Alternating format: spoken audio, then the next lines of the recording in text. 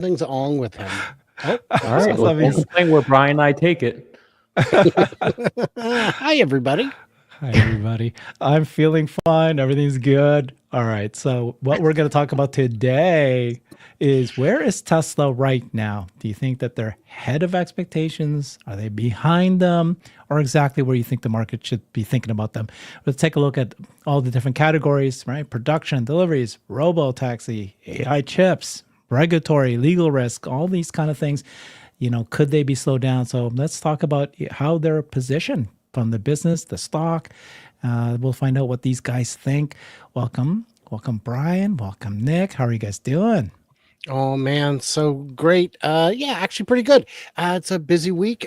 There's, as always, so much news to cover. Yeah, doing great. How about you, Nick? I'm doing fantastic. Actually, I had a rough morning where I had a tear into someone, but besides that, I'm good. Was it exactly? No, some stubs I had on here that I have expectations, and when they're not met, you're going to hear from me. Well, let's talk about expectations. Exactly. Are you mad at Tesla because Tesla's not meeting your expectations, Nick? I am not. I am not mad at Tesla. I think Tesla's doing a great job, but Tesla can do a better job. And guess what? I'm going to talk about where they can do better. Getting awareness around FSD. Awareness around FSD. Call it advertising, call it marketing, call it saving lives, call it whatever you want to call it. But that's the one place where I would critique them. And that's it. Everything else, I think they're doing great. Why don't we go down the list here? Okay, are they doing great with cars, auto sales? Let's start with. Let me address Nick's very good points. I saw your post about that. FSD is a lifesaver. Let's get the word out. Call it outreach. I don't care what you call it, but people don't know. And to the people saying, I never signed up to be part of your real world experiment.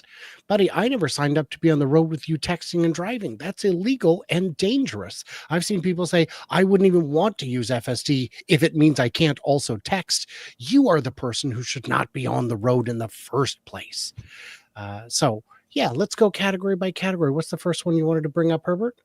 I mean, Tesla's a car company, isn't it? And it's still a car company, but apparently sales are falling off the cliff. Nobody expects that 2 million sales anymore.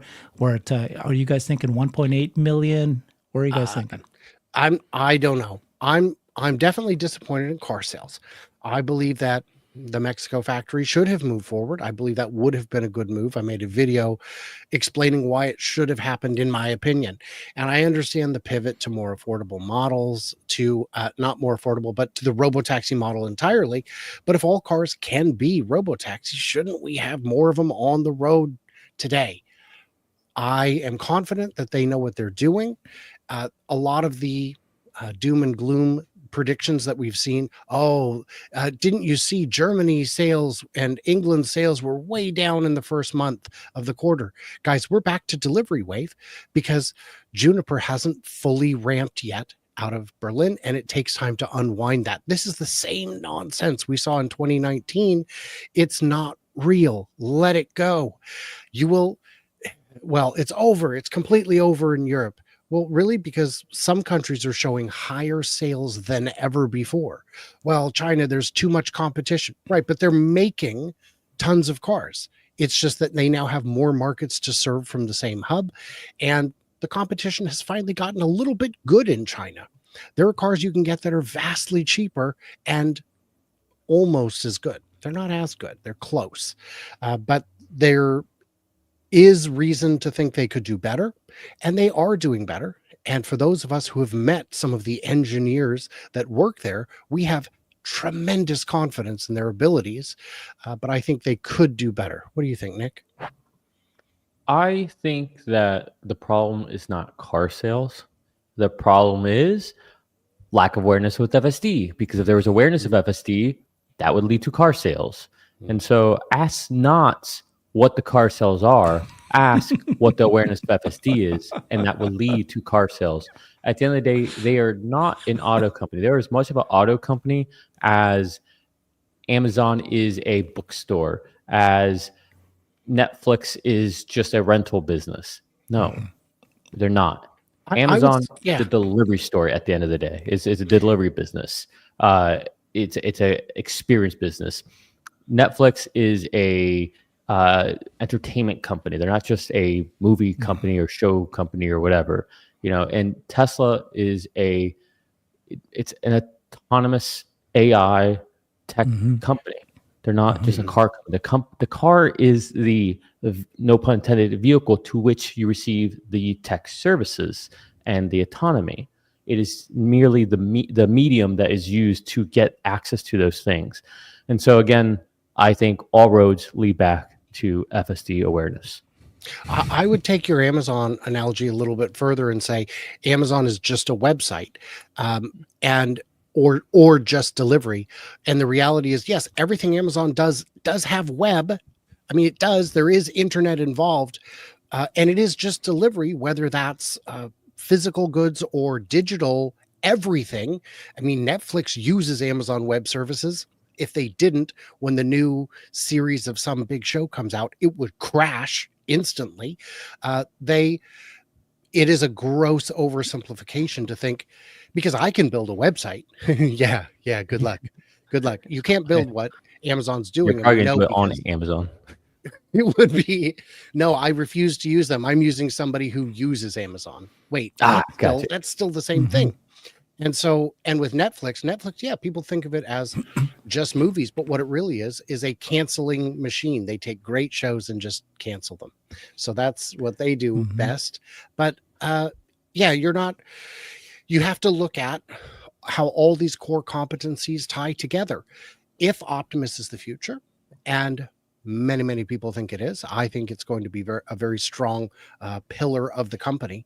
Could you make Optimus if you didn't have the battery technology, if you didn't have the battery management, if you didn't have the ability to make electric motors in unprecedentedly precise ways, if you didn't have the ability, just even the robot was run through the crash test simulator before they built it so that they would know. And the competition looked at that and said, crash test. Oh, we would have saved so much money because they didn't know. I mean, they built it by guess and by golly, and it worked eventually, but parts of it are probably still overbuilt, over-engineered, and parts of it are definitely still underbuilt.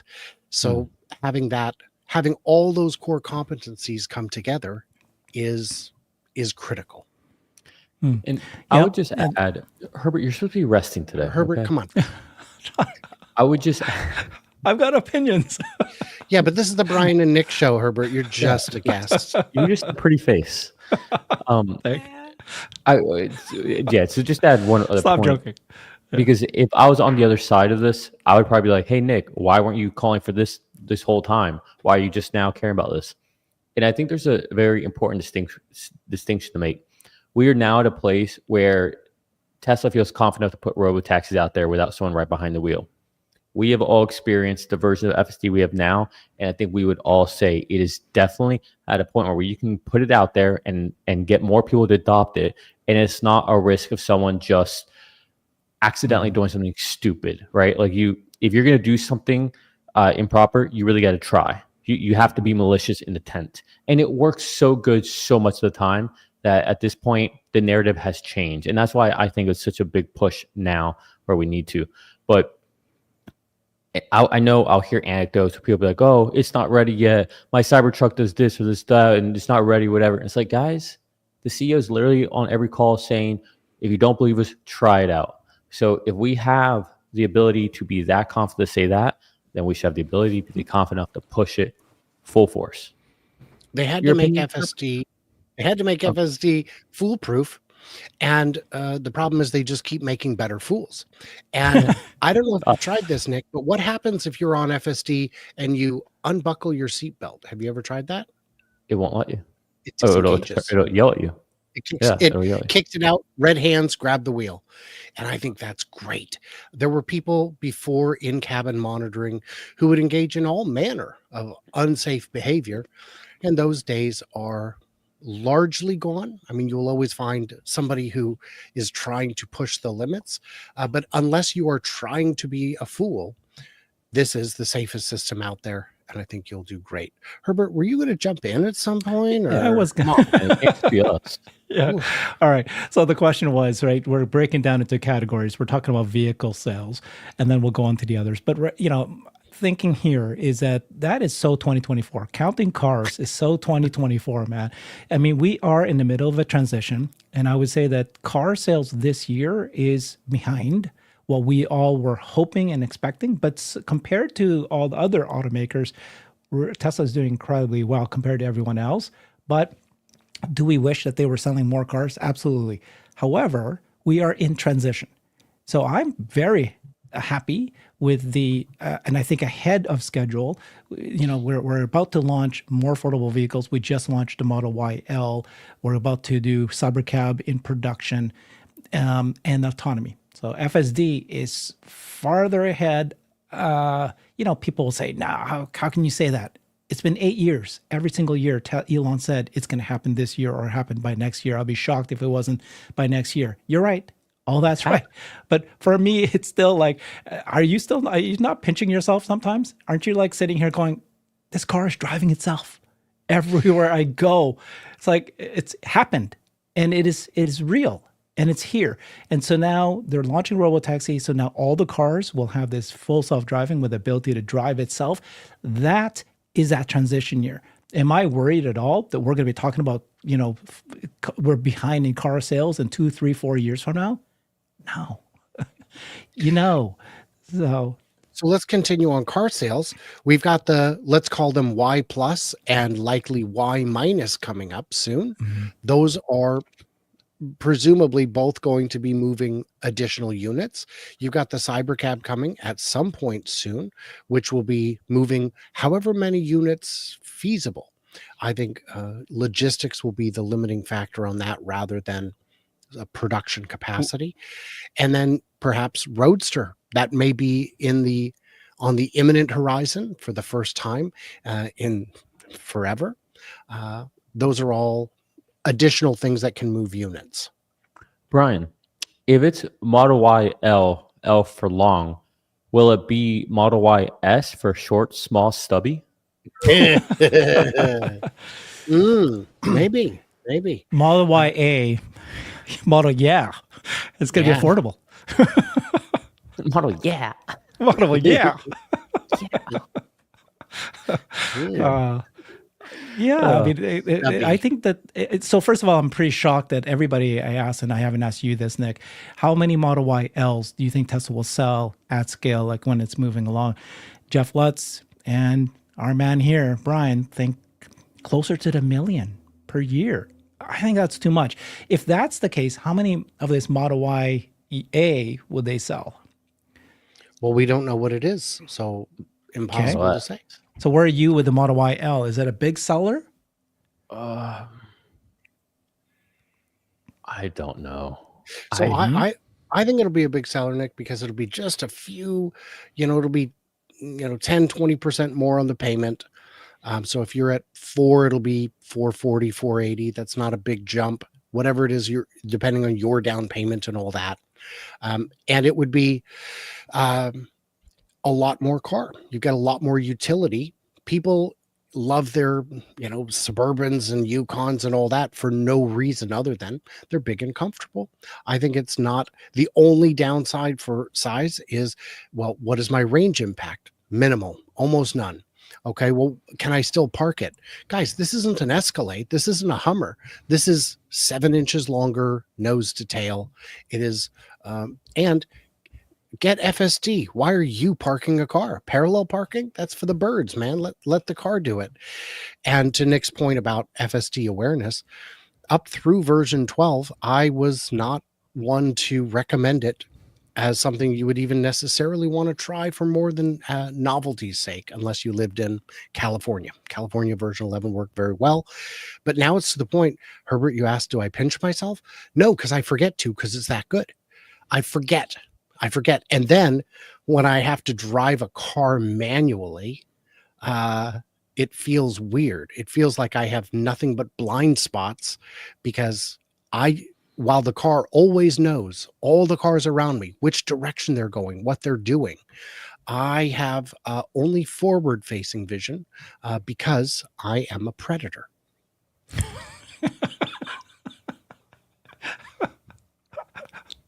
It's my species. Yeah.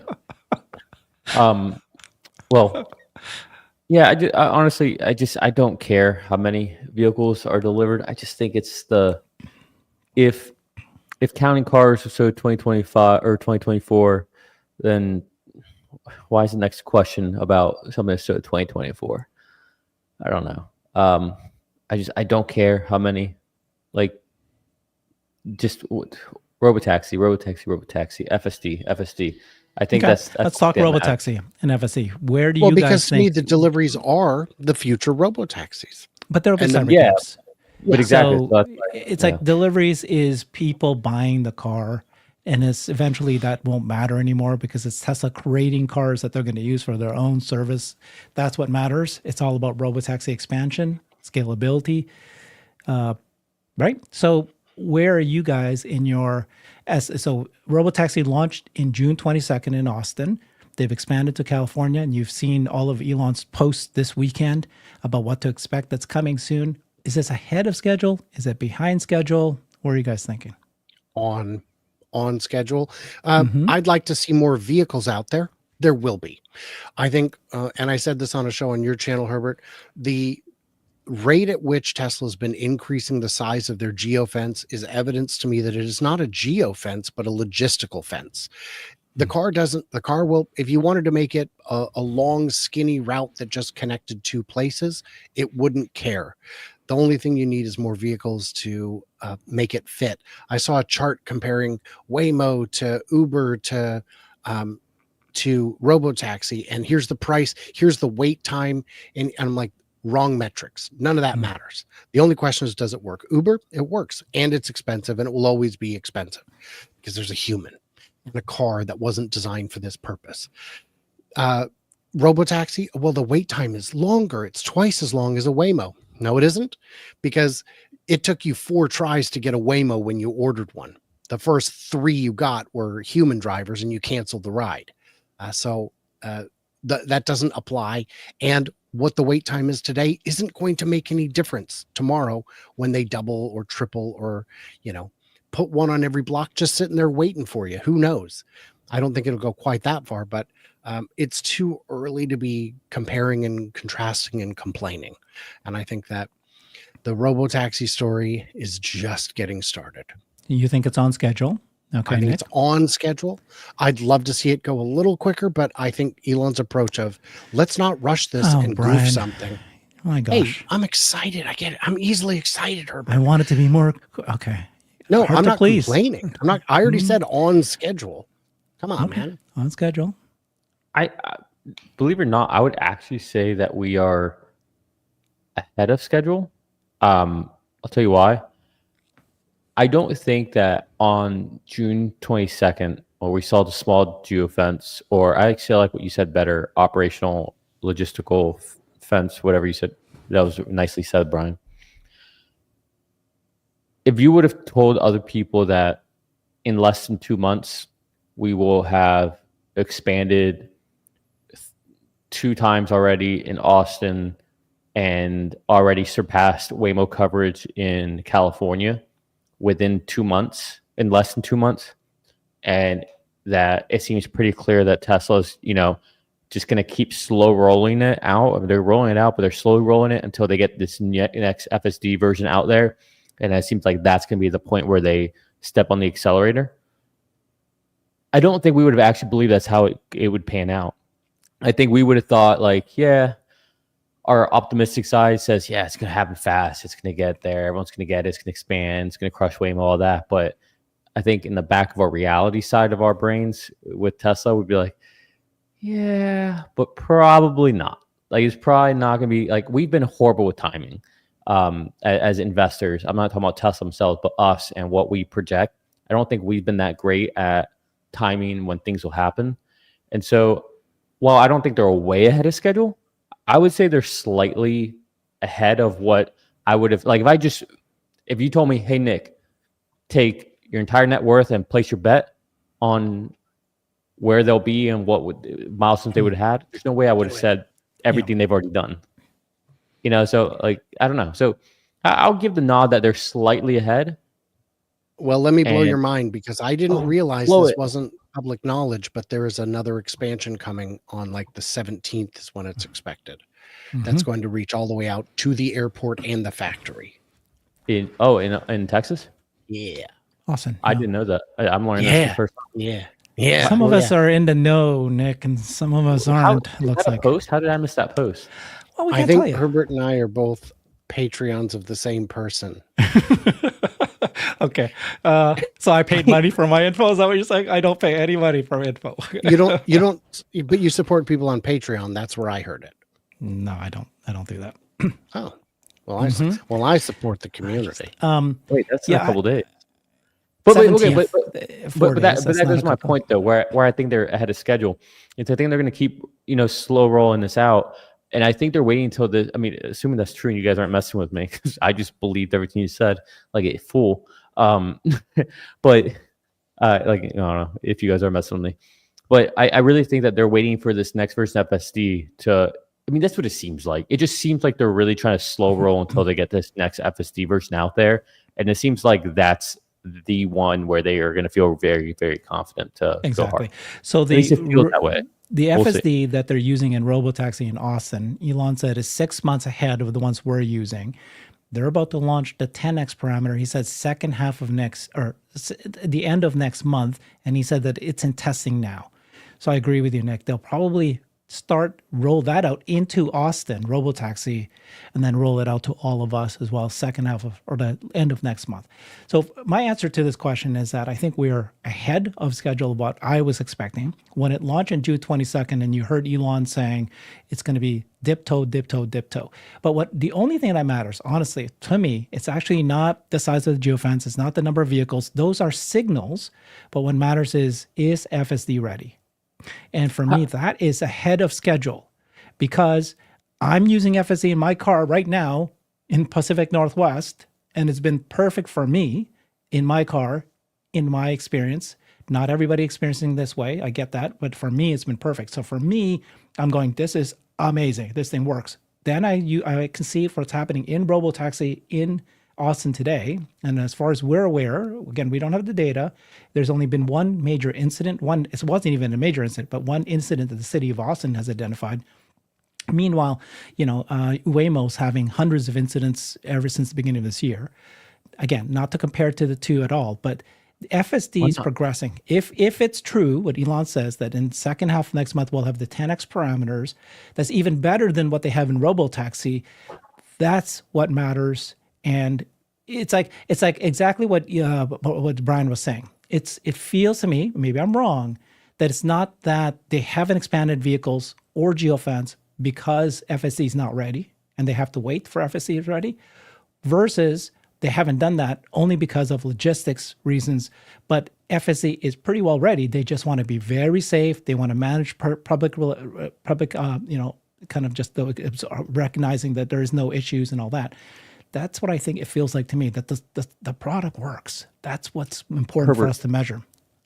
So you're with me in saying that you think it's a little bit ahead of schedule. Mm-hmm. How would you quantify that? Oh, yeah. So, yeah, it's again, the easy answer would be geography, the expansion. Now you got to California and so forth. But for me, it's the platform, the tool, the fact that has not been major issues at this point. It's crazy that it's been 2 months and there hasn't been, basically it works. It's rock solid. We're getting reviews left, right, and center now. It's expanding and people are saying that works. So for me, it's like I was expecting that there would be many more incidents. But yes, you can say, well, it's because there's less cars, it's only invite only, there's less trips. But still, in that sense, I think we're doing better than I expected. I wanted to point out something I saw in the news that was very silly.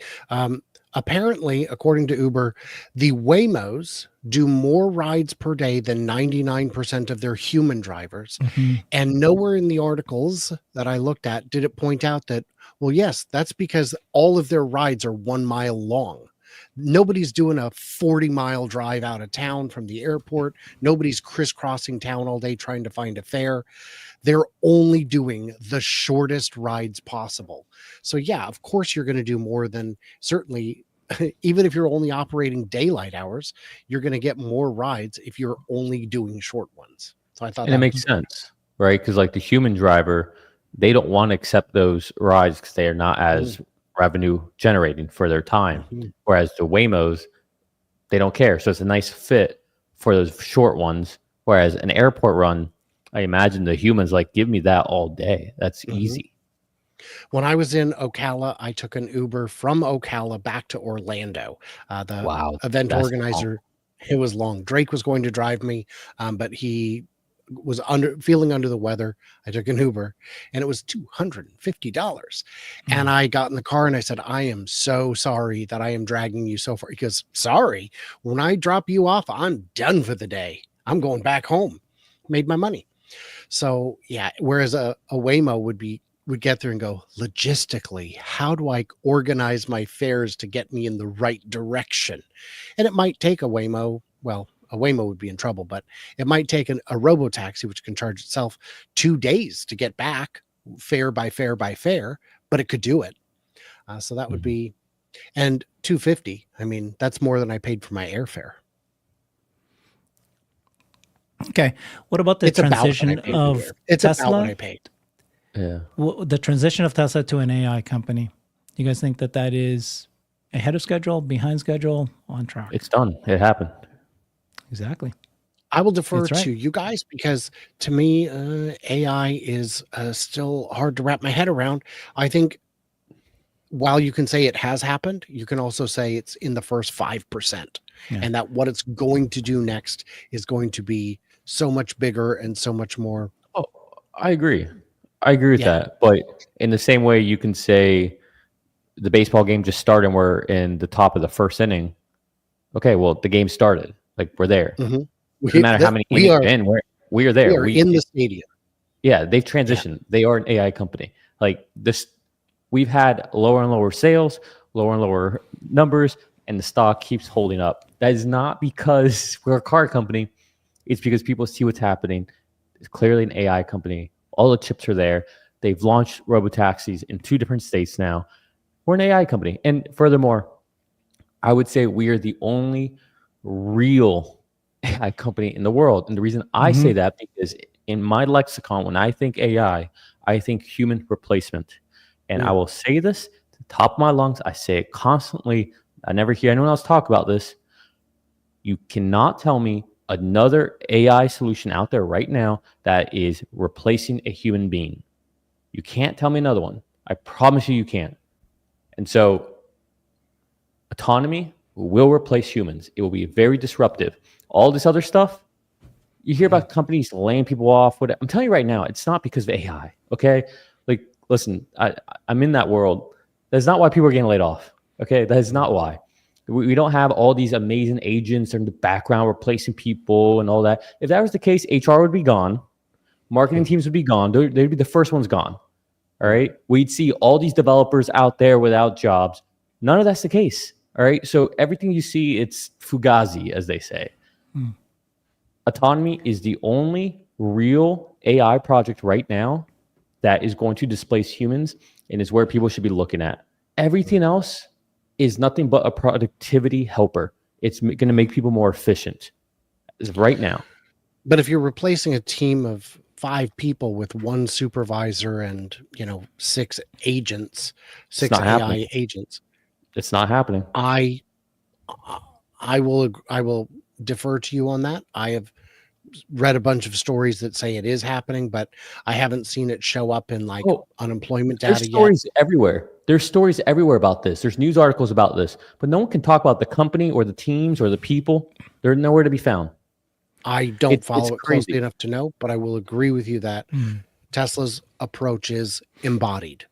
Whether it's the vehicles or the robot, these are physical objects that are very easy to understand. And if you're looking to invest in an AI startup, my question is always, what's the revenue model? And who are the competitors? And if you want to make a new one that makes music or art or language, the answer is you've got infinite competition. And I don't know who's going to pay you instead of someone else. So you would need, if you were a startup today, I don't know what advantages you'd be looking to have to convince me to invest, but I just don't think you could do it. Where even if you were to say, we've got a new AI startup that already has perfectly working FSD, I would say, great. How long is it going to take you to get it into someone's car? Assuming you actually have the training data, which you don't, it's going to take 3 to 5 years from the time you convince someone that it works, minimum. And then we're talking 2030. Guys, that's too late. So I would agree with you on all that. Yeah, I think that Tesla is way ahead in the AI than I was expecting. And I took issue with what you said earlier, Brian, where you said, you did a show where you thought that Tesla should have built a gig of Mexico. I had asked the same question to the Cyberbulls panel. And my answer to that was, what happened this year was in lieu of a gig in Mexico, a net new factory to build vehicles, Tesla chose to create Cortex-1 and Cortex-2. Tesla is an AI company now, and they're investing their money building large AI data centers.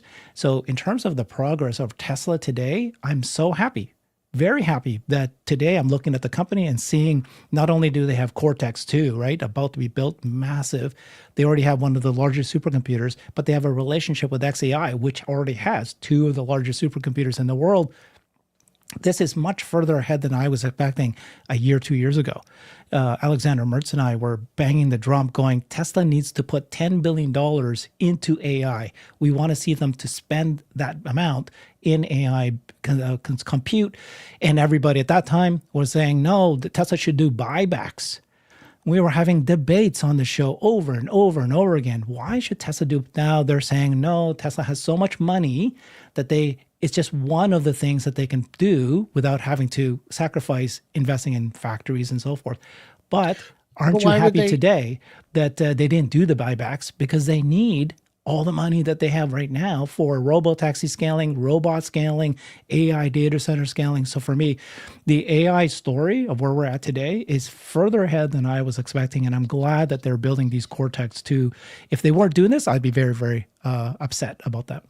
In terms of, buybacks, a buyback is a dumb investor's idea of a smart investment. The people who are calling for that are looking at short-term gains. Ignore them. There's a $33 billion cash pile. They could have built the factory in addition to the data center. Mm-hmm. And there's the people involved are different people. Tesla can do more than one thing at a time. I was always against the Mexico factory at the time with the USMCA. I thought having a factory that close to Austin was a mistake, but it's so part of it, what you said is true. Part of it I don't believe is true. So Elon very specifically has a very specific goal of keeping free cash flow positive. And if you notice what they did this quarter, second quarter results, they wanted to maintain that free cash flow positive. So they don't want to spend the money without, thinking about cash flow. And so, they have cash, but they don't want to sacrifice the free cash flow. 33 billion. I mean, what's a few tens of billions between friends? I think they could have done both. I think it would have given them more vehicles on the road to convert to robo-taxis as soon as they're ready. And I think it would have allowed them entry into developing markets, South and Central America, Southeast Asia, where lower cost cars are the name of the game. Mm-hmm. And I think that when you look at some of these developing countries that have really aggressive electrification targets, think Ethiopia, think Nepal, Tesla really doesn't have a presence, because even at 35, 40,000 with no import tariff, it's just cost prohibitive for too many in the market. The name of the game is Robotaxi, dude. It's not trying to sell cars to more markets anymore.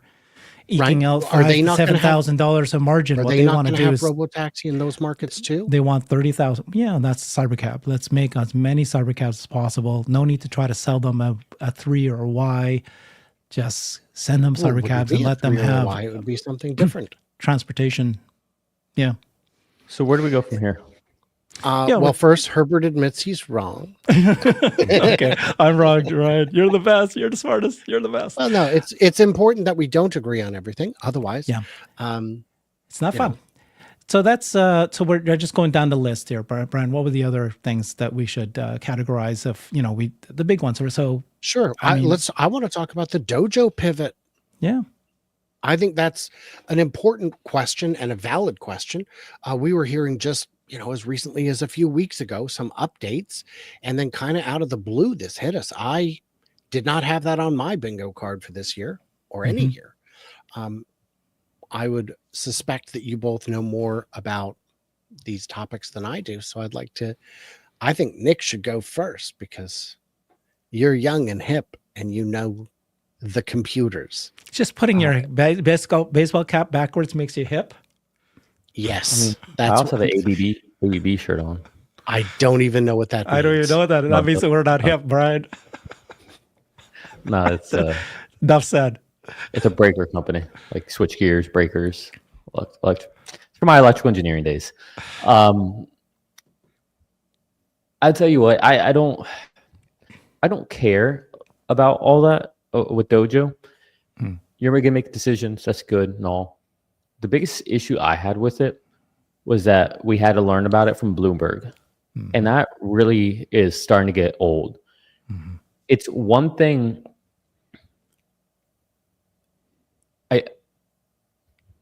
This is where Elon is failing investors. Okay.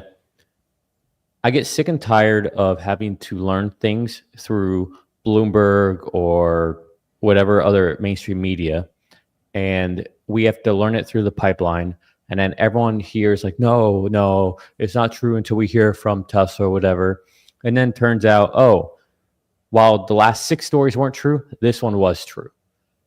And then Elon eventually comes out and addresses it.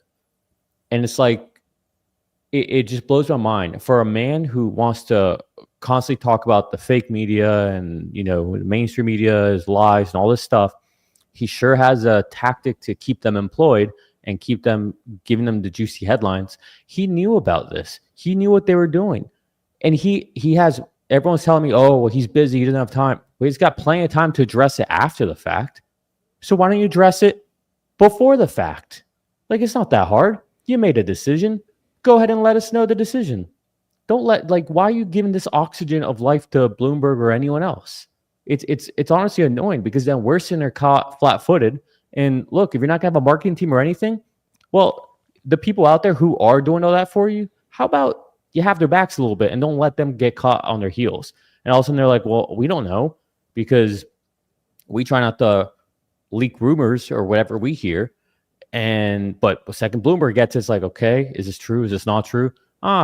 About 15 hours later, Elon responds to talking about why and it's all that stuff. And the only comment that I got back, I mean, Elon actually commented on one of mine, but I don't think he actually understood what I was saying.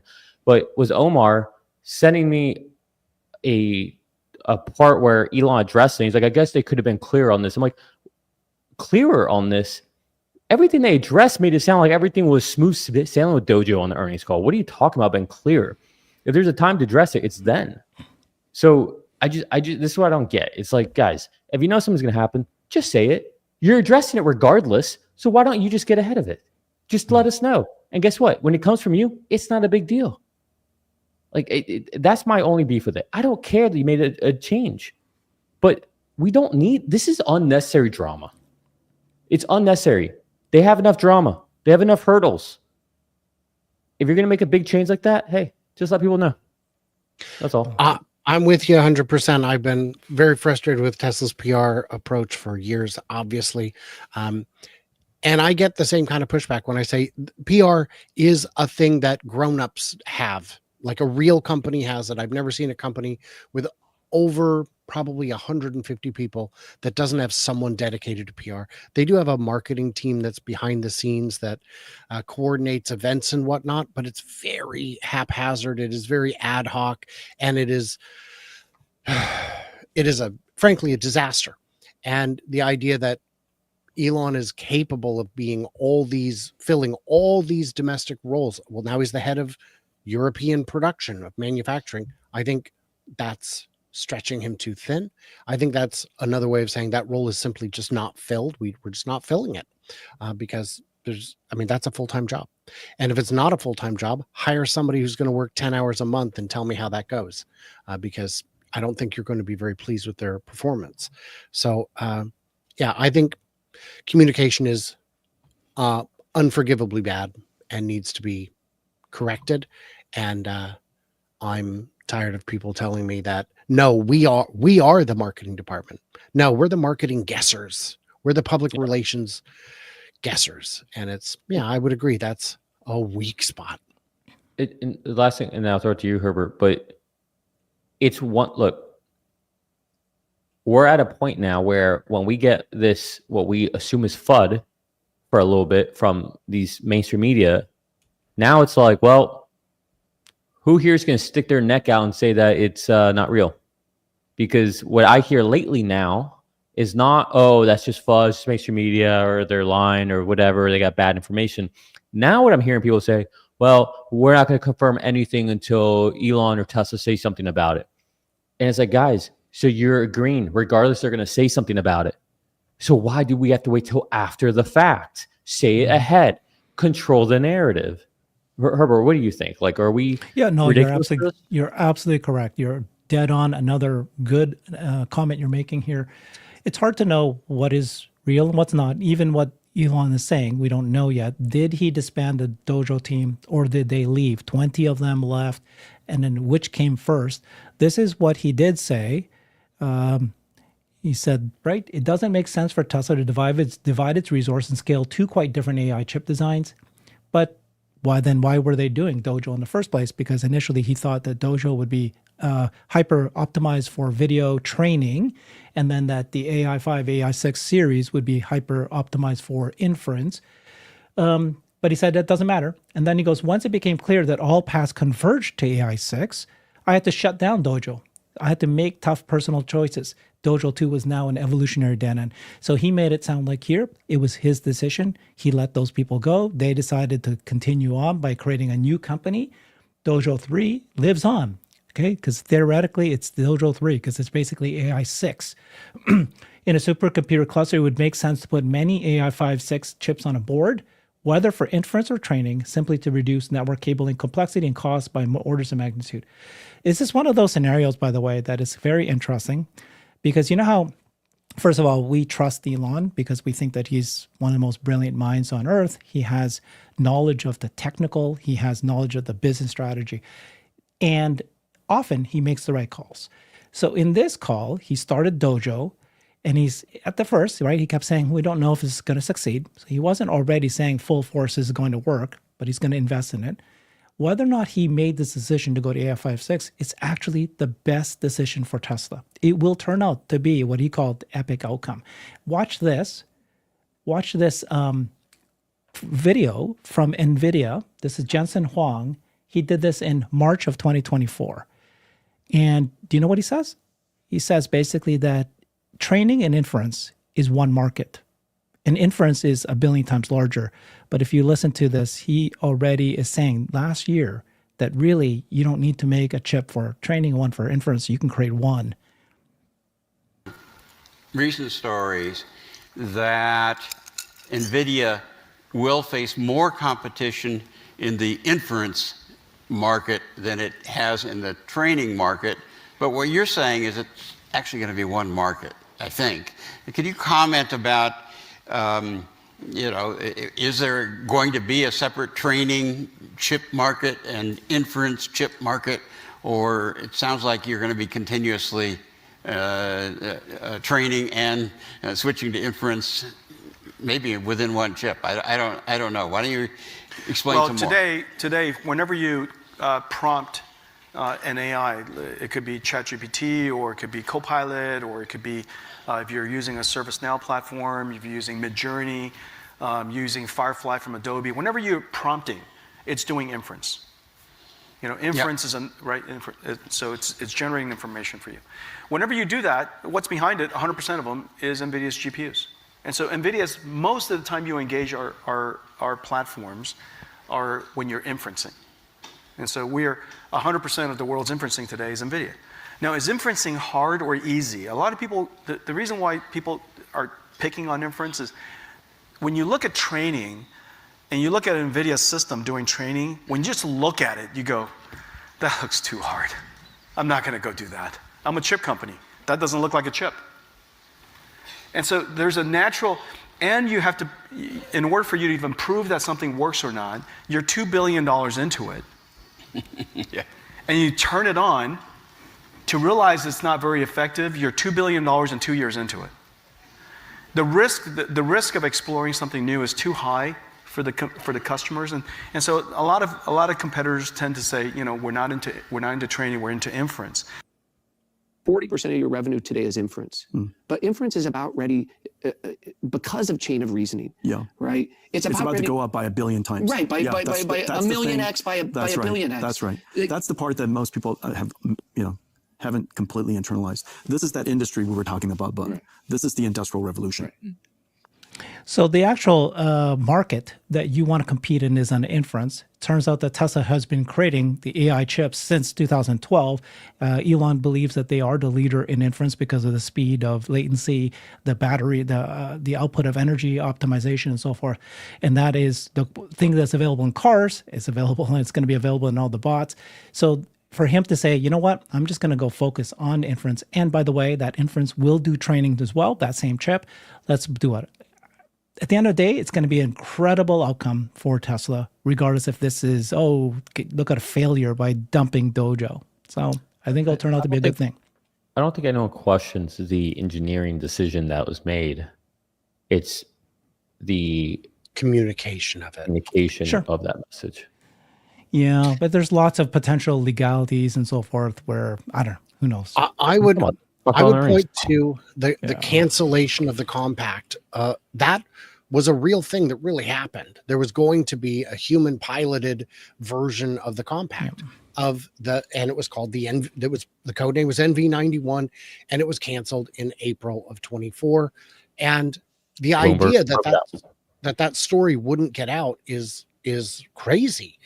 And so I guess the plan was wait for it to get out, call it fake news, and then wasn't Walter Isaacson's book already said that and had chapters written about that? Then why was it called fake news? No. I mean, Elon was furious with Reuters when they reported the cancellation. Oh, was it Reuters? Yeah. No, Walter Isaacson's book said that Hans and team convinced Elon to make it dual purpose, that they could achieve a passenger-driven and an autonomous vehicle on the same line. That's what Walter Isaac's book touched. It doesn't talk about anything about canceling it. Right. That was my understanding as well. Yeah, Elon didn't like it, and then they worked privately behind Elon's back, and then they presented him, and then he loved the idea. That's what the book talks about. Reuters broke essentially the beginning of the year in 2024 that the project had been scrapped. And then that's when Elon came out saying fake news, and then he announced A8. Right. That's the timeline of events. Right. It was. And so that's something that I feel Tesla should have got out ahead of a little better. They had to know that the word was going to get out. I don't know how you would not expect it to get out. It would be more interesting. It would have been, I think, very painless to say, based on the successes we are seeing with FSD and autonomy and our robo-taxi division, we are comfortable that this is the correct move, just so you guys know. And then Reuters wouldn't have had any ammunition. We wouldn't have had months of fighting about what it all meant. I just think it was an unforced error. And I think it would have been better to communicate it. Herbert, don't yell at us. No, what? Well, there's nothing to yell at, but it's all good. It's all right. Well, the good news Guys. on my front is it is time for me to take my little break before I come back in about 10 minutes for the after show, where I address questions and comments that have come in throughout the course of this show. And in the meantime, I get to take a quick break and relax. But don't One worry, day I want to watch you, what you're doing in that break. Are you just like eating like this? He puts his recliner on, opens the bag of chips. Because you're watching the show, right? You're still I watching. continue watching the show, so I know when it ends. I know when to go live. So if you guys are over a few minutes, it's never a problem. I just extend my break and enjoy the show, as you all should. A reminder, you can subscribe to all three of us. We all three have channels. This is a simulcast that goes out on Investing Against the Grain, Futurosa, and Brighter with Herbert. Brighter. A pleasure chatting with you as always, Nick. I will see you guys next week. Yes, sir. Cheers. All right, I heard Nick, that you had a where are we going? What's going on? Take him off. Okay, you did a show where you're talking about that you think Tesla's all-time high, the stock all-time high is coming. What was your? Oh yeah. What's your? I mean, I don't know if I'm right, but yeah, that's what I believe. No, last time we had this conversation, right? You were saying this is It's the same before thing. October 31st. This was last year. And you predicted it correctly that it was going to head that when the stock has been flat for so long, and so nobody was ready for you to say stock was going to jump, and it did. But what's your thinking now? What's your projection now? I mean, same thing. We're definitely breaking out. You could see it. I mean, it doesn't take a rocket scientist to just look at the chart and see that we're breaking out. And I think we're going into a very exciting time. Right, we got robo taxis out there deploying, geofence areas expanding. We're going to see more vehicles out there soon. We're going to get this new FSD model, which I think will be kind of a big unlock for them. I mean, 10x parameters, it's going to be a big deal. I think we're probably going to start seeing new cities. I just think you're going to see the whole road taxi ecosystem just start to expand. We're going to get new vehicles. We're going to have potentially a record quarter in sales. We'll see. I mean, there is an asterisk on it, obviously, because of the EV tax credit, but we're going to have interest rates get cut. I was with Randy 2 weeks ago, and I predicted that we'd have a 50 basis point cut in September. 2 days later, we had that horrible jobs report where we had those big revisions. Yeah. And ironically enough, when I was with Randy, he was asking, well, what would cause them to do that, Nick? I'm like, I don't know. It could be a bad jobs report. It could be anything that we don't see. Sure enough, that hits. I'm like, now everyone's talking about a big rate cut. So that's going to come in.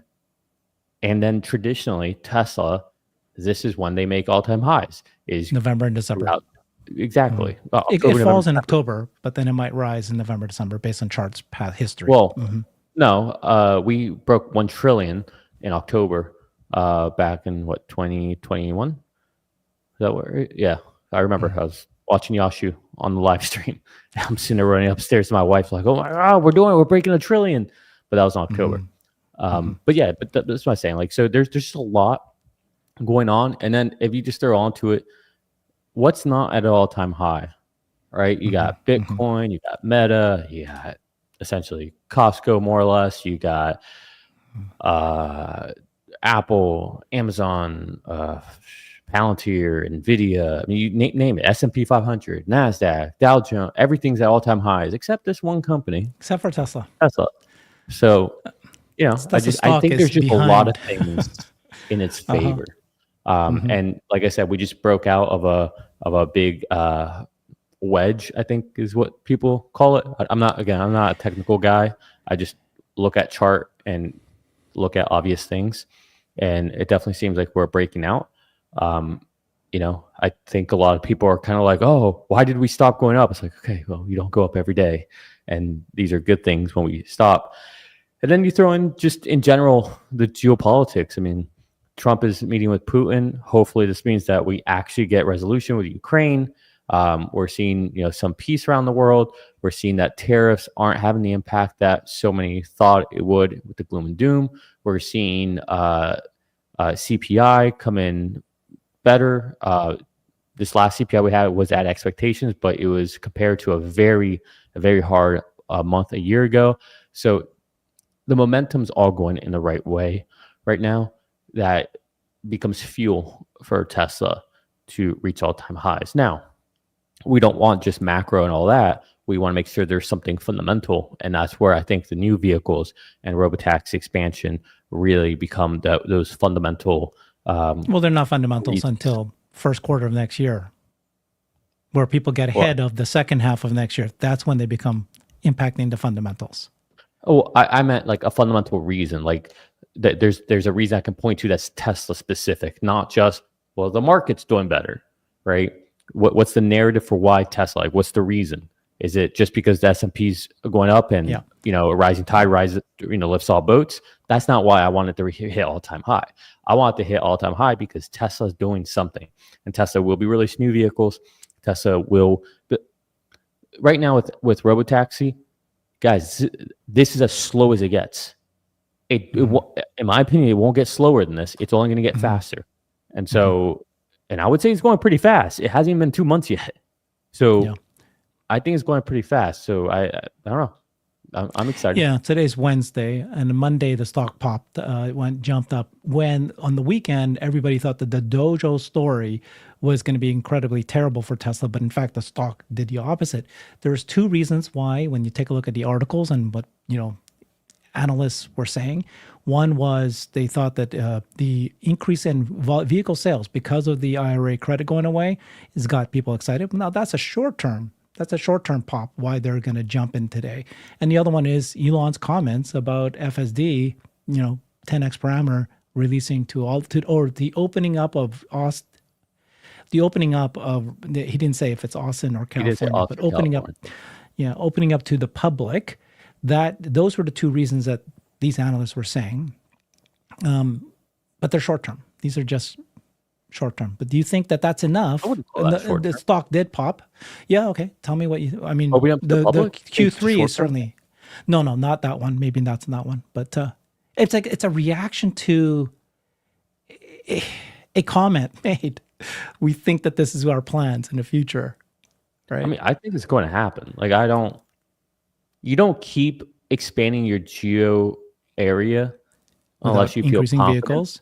Mm-hmm. You can choose not to expand how many vehicles you put in it or how many people you open it up to, just because you want to ease into that, because humans are variables. Your geofence area and what the vehicles are doing, how they're performing, that can be more of a constant for you. You understand that. But once you throw humans in there, humans are kind of unpredictable.